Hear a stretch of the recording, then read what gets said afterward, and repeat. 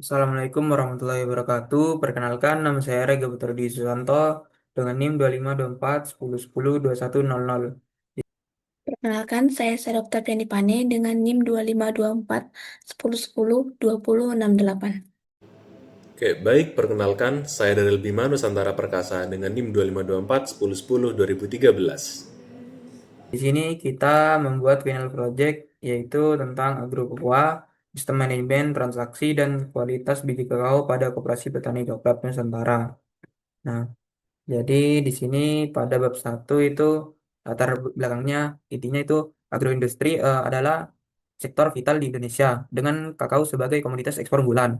Jadi koperasi petani seperti Koperasi Petani Coklat Nusantara itu berperan penting strategis sebagai penghubung petani kecil dengan pasar besar dan penentu kualitas biji kakao. Nah, tantangan utama pada sistem ini yaitu pencatatan manual yang rawan kesalahan dan menghambat transparansi dan efisiensi. Lalu dampaknya itu mempersulit petani mengakses lewat setoran, manajemen, koperasi, lambat dalam rekap data. Lalu solusinya itu kita di sini digitalisasi melalui agrokoa, sistem manajemen transaksi dan kualitas biji kakao yang lebih akurat, transparan, dan efisien. Pada 1.2 tujuan ini kita membuat sistem yang dapat mencatat transaksi pembelian dan penjualan biji kakao, menyajikan laporan stok dan penjualan yang akurat bagi operasi, meningkatkan efisiensi dan transparansi pengelolaan data koperasi, menyediakan fitur akses informasi yang transparan sehingga petani dan pembeli dapat mengetahui riwayat transaksi biji kakao mereka secara cepat dan akurat. Nah, pada batasan masalah ini ada masalah yang kita tetapkan, yaitu ada 6. Yang pertama, sistemnya berfokus pada pengelolaan transaksi biji kakao antara petani, pembeli, dan koperasi. Lalu, sistem ini dirancang sederhana berbasis DLI. Lalu, pengelolaan data pengguna terbatas pada admin, koperasi, petani, dan pembeli. Lalu, laporan yang dihasilkan itu mencakup data transaksi dan rekap hasil transaksi. Lalu, harga yang ditentukan itu berdasarkan grade, misalnya grade A, B, dan C. Lalu, sistem menggunakan Python, PostgreSQL, dan library tambahan seperti Psiko PG2 dan Tabulet.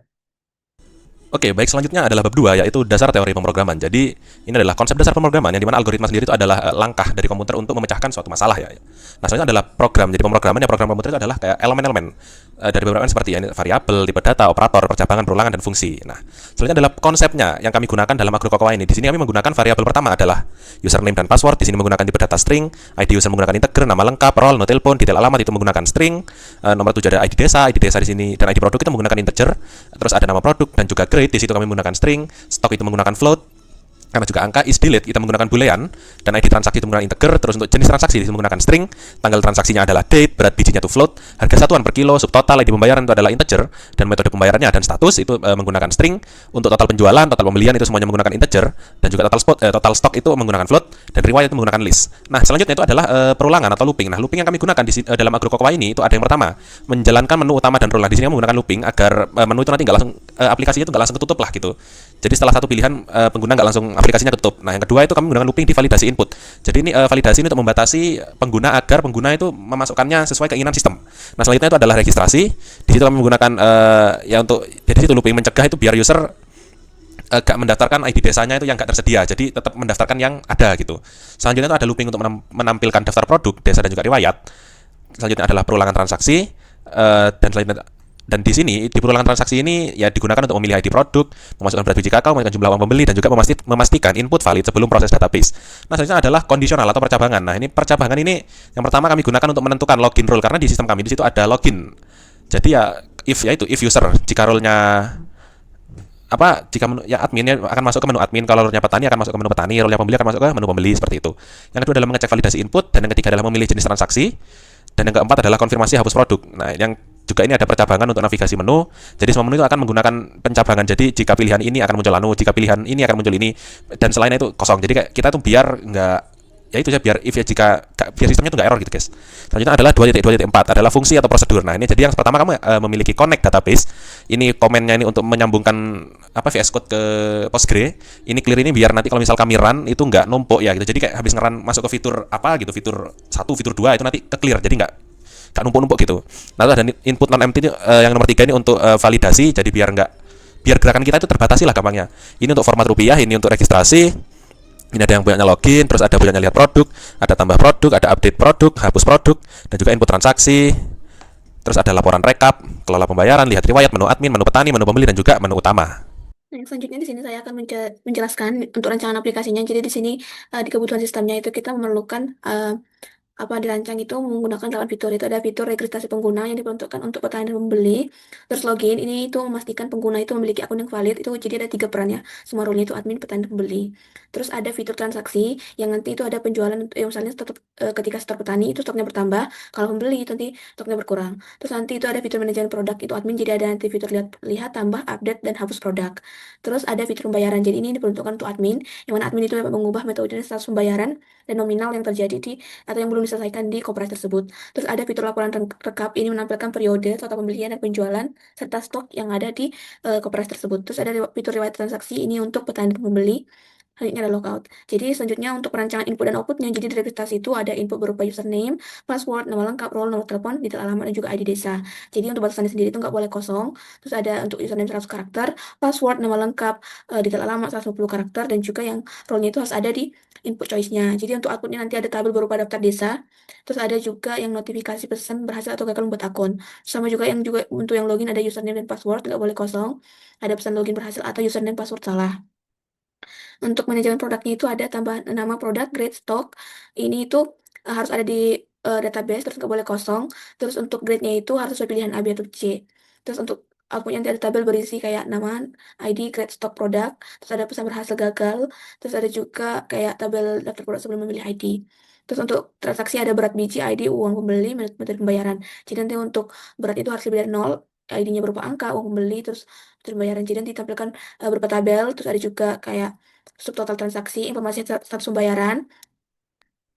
Di pembayaran itu ada ID pembayaran, metode, terus status baru. Jadi nanti di sini ada tabel berisi ID pembayaran, metode, status, jenis.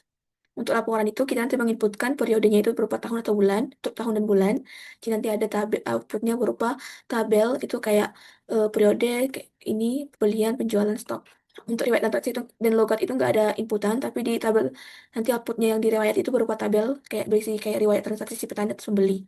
Untuk struktur datanya itu diregistrasi kayak yang username, password, nama lengkap, nama desa, nama kecamatan, kabupaten, grade itu kita buat string. Terus yang bagian role itu enum karena eh, mutlak kan tiga role yaitu admin, petani, dan pembeli. Untuk nomor teleponnya itu sendiri kita buat tipe datanya itu integer, untuk ID-nya juga integer. Nah, untuk tanggal itu menggunakan tipe datanya itu date, dan deskripsi atau keterangan itu menggunakan teks. Nah, yang selanjutnya untuk rancangan langkah penggunaan aplikasi ini sama sama aja, nanti bisa dijelaskan di flowchart-nya untuk setiap menu-menunya. Di sini yang pertama, flowchart ini kan diawali dengan start, kemudian akan dilanjutkan dengan tampilan menu. Jadi nanti menu itu kan ada registrasi, ke login, dan juga keluar. Kalau si user itu memilih registrasi, maka nanti akan dilanjutkan ke input username dan juga password nama lengkap. Kemudian nanti akan diarahkan ke milih role, apakah petani atau pembeli. Nah, kalau petani sama pembeli juga nantinya akan masuk ke input nomor telepon, detail alamat, dan juga ID desa. Nah, kalau nanti juga akan ada konfirmasi apakah ID desa itu ada atau enggak. Kalau ada, maka nanti akan dilanjutkan ke decision apakah berhasil atau enggak. Kalau berhasil, nanti itu kembali ke akun berhasil dibuat. Kalau enggak, maka nanti disuruh untuk menginputkan ulang. Nah, kalau ternyata setelah berhasil, nanti tuh kita juga akan diarahkan lagi ke tampilan menu awal, ke menu utama. Nah, kalau si user itu memilih untuk login, maka nanti diminta untuk menginputkan username dan password. Kemudian akan ada proses di mana nanti ini akan divalidasi apakah username dan password itu ada di database. Kemudian akan lanjutkan lagi apakah itu admin, petani, atau pembeli. Kalau admin nanti akan masuk ke menu admin. Jadi di menu admin ini nanti ada lihat produk. Kalau si admin masuk ke lihat produk, maka nanti ada proses tampilkan data. Terus nanti selanjutnya ada output yang menampilkan datanya. Nanti di sini akan ditampilkan semua data produk yang ada di koperasi. Kemudian lanjutkan dengan enter. Ini klik enter untuk kembali. Nah, kalau ternyata nanti dia maunya ke tambah produk, maka nanti lanjutkan ke menambahkan produk. Jadi di sini minta untuk menginputkan nama produk, grade, stok, dan jumlah. Lalu akan ada proses untuk menyimpan data tersebut ke database. Kembali ke enter. Lalu kalau mau update produk, maka nanti di sini ada proses tampilkan data. Terus nanti dilanjutkan meminta input ID, nama, grade, sama stok terbaru. Terus lanjutkan lagi ke enter. Nah, kalau menghapus produk, maka nanti menampilkan data, tampilkan data, terus ada input ID produk. Nah, terus apakah yakin ada konfirmasi, apakah kita yakin mau menghapus produk tersebut? Kalau ya, maka nanti ada produk berhasil dihapus. Kalau tidak, maka penghapusan dibatalkan. Nanti sama-sama kembali ke enter atau menu pembeli, menu admin. Lalu kalau kita mau input transaksi, maka diminta untuk menginputkan ID produknya, terus berat, jenisnya, terus jumlah uang dan metode pembayaran. Lalu di sini akan disimpan datanya. Nah, selanjutnya itu ada ke kelola pembayaran. Di sini diminta untuk menginput pembayaran, metode pembayaran, dan juga nominal baru. Nah, lanjutkan lagi jadi semua ini nanti akan ke enter. Lalu laporan rekapnya, di sini kita diminta untuk menginputkan tahun dan bulan. Terus selanjutnya menampilkan data laporan rekap transaksi. Nah, kalau ternyata si pembeli itu mau logout atau enggak, nanti kalau enggak itu berarti dia tuh keluarnya itu cuman mau masuk ke menu admin lagi. Kalau ternyata mau keluar maka nanti dia akan kembali ke menu utama. Nah, selanjutnya kalau ternyata si user itu petani, maka nanti dia diarahkan ke menu petani. Jadi lihat produk sama itu ada proses tampilkan data, terus nanti akan menampilkan data produk, enter. Nah, kalau mau ke pilih sektor petani, nanti juga ada input produknya biar dapat biji. Nah, ada juga menampilkan uang yang akan diterima si petani. Pilih riwayat, terus di sini akan menampilkan riwayat transaksi petani. Nah, kalau enggak akan logout. Kalau mau logout, kalau no nanti dia ke menu petani. Nah, kalau iya maka nanti kembali ke menu utamanya. Nah, kalau ternyata si user itu pembeli, maka nanti akan diarahkan ke menu pembeli. Di menu pembeli ini ada 3 menu itu lihat, beli, dan riwayat produk pembelian. Nah, di lihat produk itu sama ada proses tampilkan data, terus ada output menampilkan data produknya, terus enter. Ini semua fitur ini diakhiri dengan enternya untuk kembali ke menu pembeli. Nah, kalau ternyata dia mau ke pilih produk, nanti menginputkan ID produk dan berat biji. Nah, di sini karena kita bisa milih lebih dari satu produk, maka item itu ditambahkan keranjang. Lalu ada decision, apakah kita mau menambah produk lagi? Kalau ya, maka kembali menginput ID. Kalau enggak, maka nanti outputnya menampilkan isi keranjang dan subtotal. Lalu diminta menginputkan jumlah uang dan metode pembayaran, lalu ke enter. Nah, kalau si pembeli mau melihat riwayat transaksi, nanti di sini menu ke pilih riwayat, terus akan tampilkan riwayat transaksi si pembeli. Lalu yang terakhir pilih logout. Kalau ya, maka nanti itu akan kembali ke menu tampilan menu utama. Nah, kalau si user itu mau keluar dari sistem, maka nanti memilih keluar, lalu nanti otomatis akan keluar dari sistem itu N. Ini Oke, sekarang kita langsung lanjut ke codingannya untuk menu admin. Jadi di sini kita langsung pakai menu admin ini. Ini menu admin, jadi langsung kita run saja. Jadi langsung kita masuk, kita langsung login dan kita langsung ambil admin 1, admin 1 2 3. Berhasil, sama admin sistem. Yang pertama kita punya fitur untuk melihat produk. Nah, sekedar ini. Jadi kayak ID-nya ini, nama produknya adalah Cacao Criollo Forastero Trinitario, stok tersedia segini dan harganya sekian. Nah, yang kedua ada tambah produk. Nah, ini tambah produk ya. Jadi misal nih, nama produk kita ambil contoh Kakao Super gitu ya. Grade-nya A. Stok produknya 100 ya. Deskripsi kakao mantap. Nah, berhasil ditambahkan. Nah, ini langsung kita lihat lagi. Nah, itu jadi nambah Kakao Super dengan grade A dengan stok 100 gitu ya. Jadi, gimana kalau misal kita tambah lagi nih? Gimana kalau kita pakai kasus yang kedua? Kita kosongin saja enter karena kosong otomatis kakao. Grade-nya kita ambil B, terus stok produknya kita ambil 500 dan deskripsinya kakao terbaru dan masih bisa coy. Nah, bisa dilihat di sini ada kakao ya, otomatis ID-nya yang 11 itu kakao, grade-nya B, stoknya 500. Kita coba lagi. Kita kosongin grade-nya nggak ada. Pilihan tidak valid karena tidak tersedia. Jadi kita berarti harus karena ada limitasi itu. Jadi kita harus milih yang di antara A, B, C atau X. Kalau X itu buat keluar ya, cuy. Stoknya kita ambil 1000. Deskripsinya kakao, keluaran terbatas. Nah, berhasil masih cuy. Nah, jadi tuh ada semua. Tuh ya, jadi 3. Nah, 3 nih sekarang. Kita lanjut ke fitur yang baru nih ya. Itu ada fitur kembali, barusan aku kembali lagi. Ada update produk. Nah, update nih sekarang, update. Jadi kita tinggal update. Misal yang ID-nya 11 tuh, kakao yang grade-nya B. Nama produknya Kakao Limited Edition. Grade barunya kita ubah jadi A. Stok barunya 600. Deskripsi baru kita opsional, nggak usah, kita kosongin aja. Das. Produk berhasil update. Lihatan. Nah, berubah Kakao Limited Edition cuy. Gitu. Selanjutnya adalah hapus ya guys ya. Nah, ini hapus nih. Sekarang waktunya kita hapus yang ID-nya 12. Langsung kita hapus, yes or no? Yes, aku yakin akan menghapus. Tekan enter. Aku ingin hapus lagi nih. Aku mau hapus yang ID 11. Aduh, nggak jadi, aku mau hapus yang ID 100. Waduh, nggak ketemu. Ya udah, berarti emang tidak ditemukan atau sudah dihapus. Aku pengen masukin ID, ya udah, oke 11. Nggak jadi deh. Penghapusan dibatalkan ya, nggak jadi. Oke, sekarang lanjut lagi. Misal yang 11 ini mau saya hapus. Yes. Oh, nggak jadi. Ya. Bila tidak valid, oke. Berarti kita only yes or no, oke, ye. Berhasil dihapus, oh tidak, produknya tinggal 4. Nah, itu untuk hapus produk. Yang kelima adalah input transaksi. Kalau bedanya, nah itu muncul lagi deskripsinya ya. Nah, kalau yang bedanya itu untuk fitur admin ini, admin bisa melakukan pembelian atau penjualan. Misal kita tadi kan beli produk yang satu, kita beli 250 kilo. Nah, jenis transaksi itu bisa milih 2. Kalau pembelian itu akan melakukan pembelian, harusnya 15 juta, 15.625.000. Nah, segini. Aku pengen tunai. Oke, sebagai admin kita tunai lunas. Sip.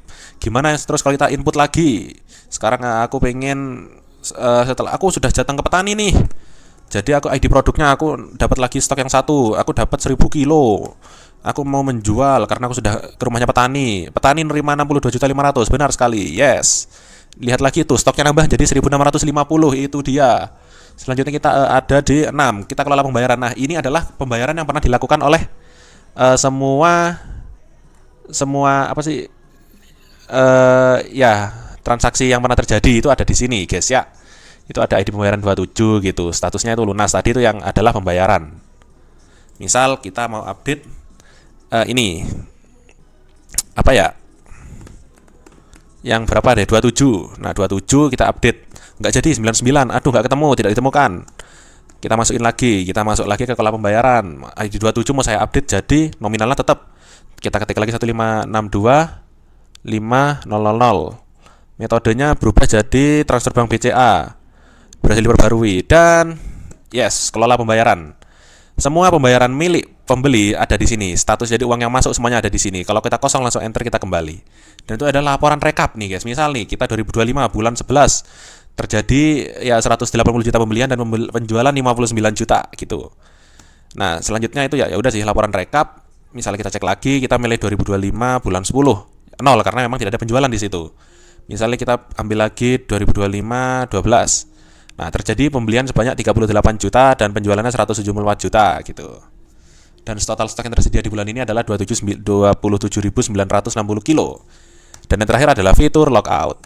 Nah, sudah, dan kita bisa keluar dari aplikasi dan aplikasi akan tertutup otomatis. Nih, sudah ya guys ya, aman. Sekian, terima kasih. Nah, di sini kita lanjut ke codingannya di bagian menu petani. Nah, ini codingannya. Kita coba run ya. Nah, kita langsung login pakai akun petani 1. Sekarang. Kita login dulu. Login 2 pakai petani 1. Password petani 123. Nah, login berhasil, enter. Nah, di sini di fitur petani itu ada lihat produk kakao. Di sini kita pencet 1. Nah, di sini petani itu bisa melihat produk yang masih ada stoknya dengan grade-nya beserta harganya. Lalu kita tekan enter kembali. Nah, di kedua ini kita bisa store panen. Misal kita mau nyetor di ID kedua, grade-nya itu B. Kita ketik 2. Terus kita mau setor misal 150 kilo. Nah, di sini stoknya kan masih 500. Nah, lalu petani itu langsung menerima uang dari koperasi atau admin. Nah, setelah itu petani bisa melihat riwayat setoran. Nah, di sini ketiga. Nah, ini dia. Riwayat transaksinya yang tadi 150. Nah, totalnya tanggal ini. Kita lihat lagi produknya yang sudah termasuk. Nah, tadi kan 500 jadi 650. Nah, jika sudah kita bisa lockout. Mungkin selanjutnya bisa dilanjutkan oleh teman saya. Terima kasih. Baik, yang selanjutnya di sini saya akan melanjutkan demonstrasi untuk yang menu beli. Jadi kita coba run dulu. Nah, jadi di sini ada login.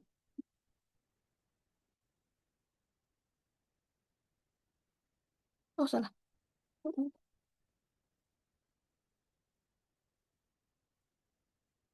Jadi akan tampilkan beberapa menunya. Jadi ada yang pertama lihat daftar produk. Jadi di sini tampilkan beberapa produknya. Terus beli, coba beli untuk yang udah. Jadi kita beli misalnya 100. Nah, item ditambahkan ke keranjang. Nah, kalau misalnya kan kita bisa beli dari beberapa grade ya. Ini tampilannya itu bisa seperti ini rapi itu karena kita menggunakan import tabulate. Jadi tabulate ini kita gunakan di playernya itu hanya untuk tampilan saja biar tabelnya itu rapi tadi. Di codingannya jadi kita buat tabulate. Tapi itu hanya untuk tampilan. Misalnya yes, di sini yes, lanjut untuk yang 2 ya. 25 kilo. Di sini ada keranjangnya. Jadi keranjangnya itu berisi kayak kakao al, beratnya 100, harganya sekian begitu. Jadi total harus dibayar 7.650. Jadi kan kita ini ada sistem lunas atau hutang. Jadi kalau kurang dari totalnya bisa itu disebut hutang. Jadi kita bayar sini 7 juta aja. Di sini pembayaran kurang status hutang. Silakan melakukan pelunasan ke koperasi secara langsung atau melalui transfer. Sekarang kita coba untuk yang misalnya dia lunas. Lunas sama 2 deh. Jadi di sini KB 4.200.000. Nah, pembayaran lunas transaksi disimpan. Gitu. Dan sekarang untuk yang ketiga. Nah, di sini ditunjukkan riwayat transaksi yang dilakukan oleh pembeli itu sendiri. Jadi ada beberapa transaksinya yang diurutkan berdasarkan eh, tanggalnya transaksi tersebut terbarunya gitu. Sekarang kita tinggal logout. Oke, keluar dari sistem. Sekian dari saya, terima kasih.